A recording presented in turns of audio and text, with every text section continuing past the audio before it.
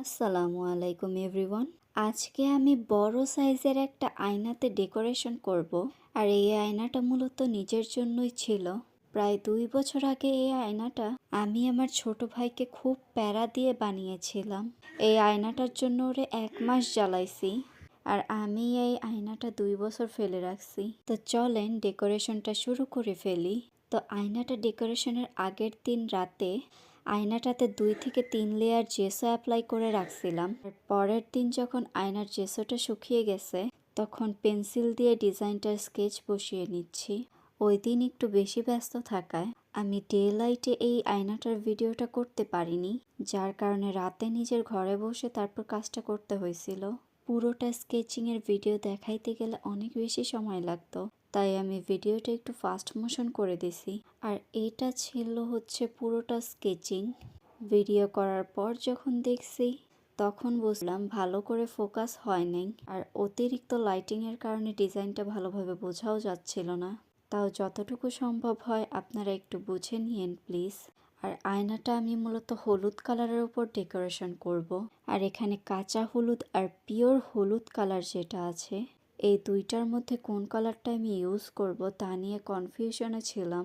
তো লাস্টে আমার পিওর হলুদটাই ইউজ করা হয়েছে। আর এখানে যেই জায়গাটুকুতে পেন্সিল দিয়ে স্কেচ করে নিয়েছিলাম ডিজাইনটা, ওইটুকু বাদে পুরাটাতেই হলুদ কালার করে নিয়েছিলাম। আর পদ্ম ফুলগুলোতে পিঙ্ক কালারটা করে নিয়েছিলাম। আনফর্চুনেটলি আমার বাকি ভিডিওগুলো করা হয়নি।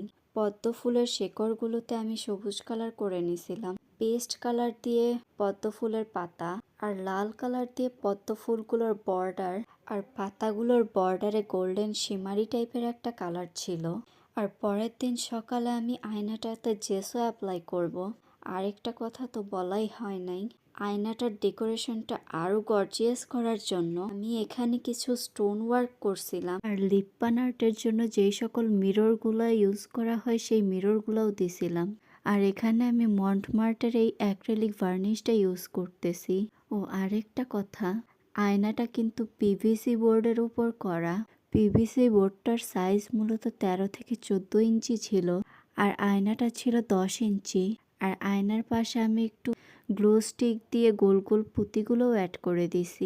এই আয়নাটা নিজের জন্য ছিল, কিন্তু আপনারা যদি নিতে চান অবশ্যই আমার পেজে নক দিবেন। খুবই রিজনেবল প্রাইসের মধ্যে করে দেব। আর এইটা ছিল আমার আয়নাটার ফুল অ্যান্ড ফাইনাল লুক। তো আয়নাটা কেমন হয়েছে অবশ্যই কমেন্ট করে জানাবেন। ভালো লেগে থাকলে লাইক অ্যান্ড শেয়ার করবেন। আর কিনতে চাইলে অবশ্যই পেজে নক দিতে হবে। সো ফ্রেন্ডস, এই ছিল